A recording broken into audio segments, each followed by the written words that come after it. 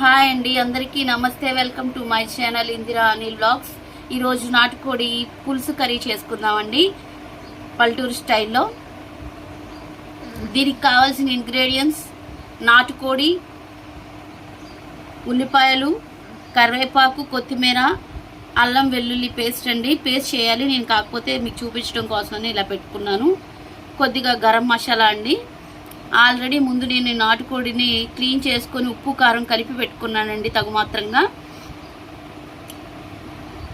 ఈ 7 ఇంగ్రీడియంట్స్ ఉంటే సరిపోతుందండి. మనం ఇప్పుడు కర్రీ స్టార్ట్ చేసుకుందాం, ఓకేనా ఫ్రెండ్స్? నాటుకోడి పులుసు కర్రీ స్టార్ట్ చేసేసుకుందామా?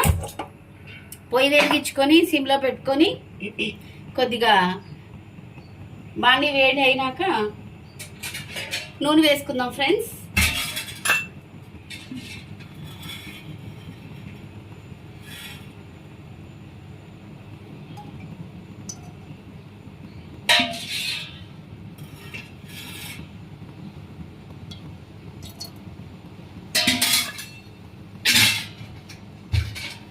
రెండు గొరట్లు వేసాను ఫ్రెండ్స్ నూనె. ఇప్పుడు ఇందాక చెప్పిన ఇంగ్రీడియంట్స్లో ఉల్లిపాయలు చెప్పా కదా ఫ్రెండ్స్, తరిగి పెట్టుకున్నాను ఫ్రెండ్స్. ఆ తరిగి పెట్టుకున్న ఉల్లిపాయలు దీంట్లో వేసేసుకుందాం ఫ్రెండ్స్.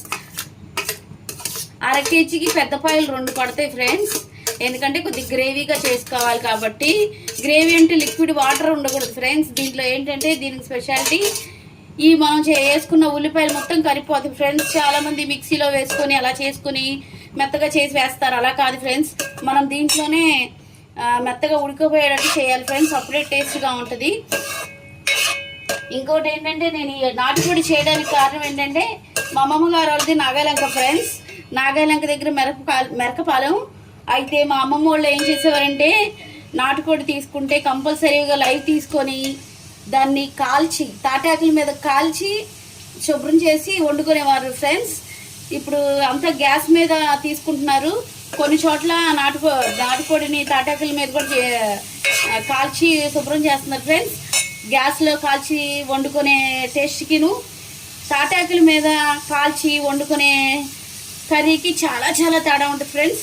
నేను ఇప్పుడు మార్కెట్లో తీసుకొని 1/2 కేజీ మాంసం పక్కన పెట్టుకొని తాటాకుల మీద కాల్చింది తీసుకున్నాను ఫ్రెండ్స్. అందుకోసమే మీకు రుచి ఎలా ఉంటుందో తెలియపరచడం కోసమే నేను ఈ కర్రీ చేస్తున్నాను ఫ్రెండ్స్. మనకి అందరిలాగా చేసే ఇంగ్రీడియంట్స్ కాదు ఫ్రెండ్స్, ఓన్లీ నేను చెప్పిన ఈ 7 ఇంగ్రీడియంట్స్ ఉపయోగించండి. చాలా చాలా టేస్టీగా ఉంటుంది. మీరు కూడా ప్రయత్నించండి.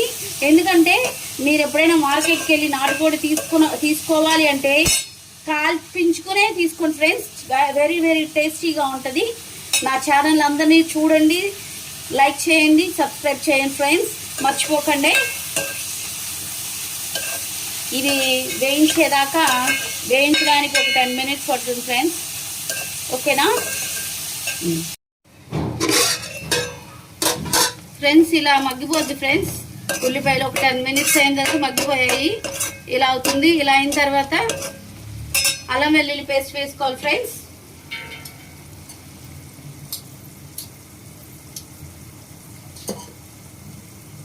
ఇదిగోండి ఫ్రెండ్స్, అల్లం వెల్లుల్లి పేస్ట్ రుబ్బి పెట్టుకున్నాను, వేసేస్తున్నాను ఫ్రెండ్స్. కొద్దిగా చికెన్లోకి ఎక్కువే పడుతుంది ఫ్రెండ్స్ అల్లం వెల్లుల్లి పేస్ట్.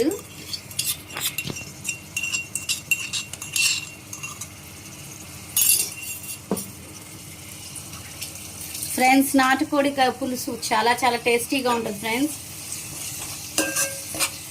కొద్దిగా కాస్ట్ ఎక్కువే ఫ్రెండ్స్, బట్ అయినా నేను ఈ ఛానల్లో చేసి పెడుతున్నాను కాబట్టి నేను చేసినట్లుగా మీరు చేసి ప్రయత్నం చేసి బాగుందో లేదో కామెంట్స్ రూపంలో పెట్టండి ఫ్రెండ్స్. లైక్ చేయండి మర్చిపోకుండా. లైక్ చేస్తారని ఆశిస్తున్నాను. మీరు కామెంట్స్ చేస్తే నన్ను ఎంకరేజ్ చేసినట్టు అవుతుంది ఫ్రెండ్స్. ఇలా అల్లం వెల్లుల్లి పేస్ట్ కూడా దీంట్లో వేసి వేయించేసుకోవాలి ఫ్రెండ్స్. ఒక 2 మినిట్స్ ఇలా వేయించి అలా పెడదాం ఫ్రెండ్స్. ఇలా వేయించుకుందాం 2 మినిట్స్ ఫ్రెండ్స్. ఇప్పుడు చూసుకుందాం, అల్లం వెల్లుల్లి పేస్ట్ వేగిపోయింది ఫ్రెండ్స్. ఇప్పుడు నెక్స్ట్ మన స్టెప్ ఏంటంటే, కారం ఉప్పు కలిపి పెట్టుకున్నాం కదా ఫ్రెండ్స్, ఈ చికెన్ తీసి దీంట్లో వేసేద్దాం ఫ్రెండ్స్. కారం ఉప్పు కలిపి పెట్టుకున్నాము.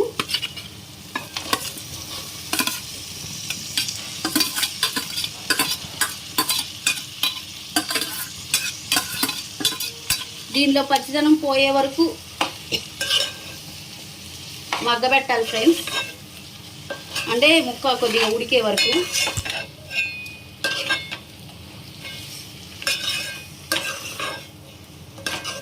ఒకసారి ప్రయత్నం చేయండి ఫ్రెండ్స్ అందరూ, చాలా చాలా టేస్టీగా ఉంటుంది ఫ్రెండ్స్.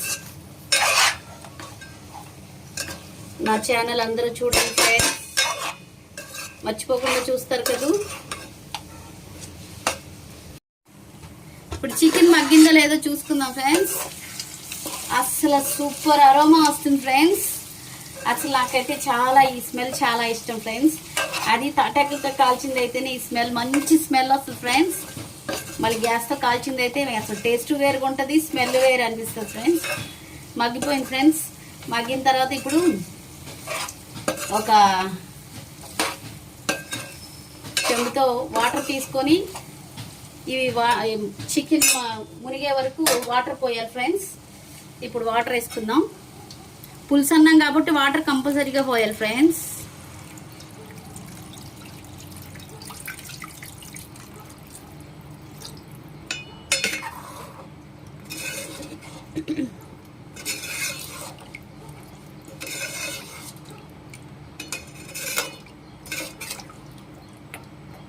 ఇప్పుడు దీంట్లో కరివేపాకు వేసుకుందాం ఫ్రెండ్స్.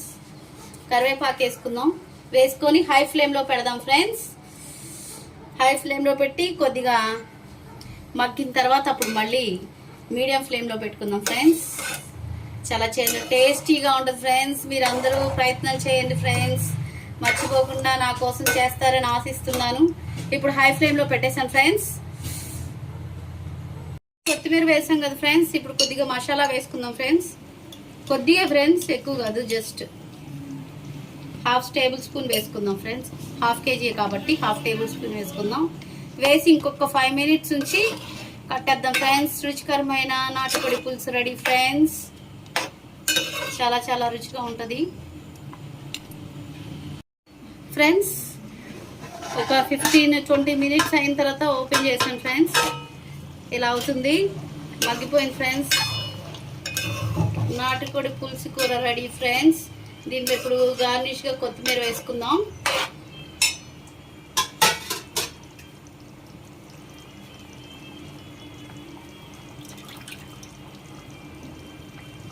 అంతే, నాటుకోడి పులుసు కర్రీ రెడీ.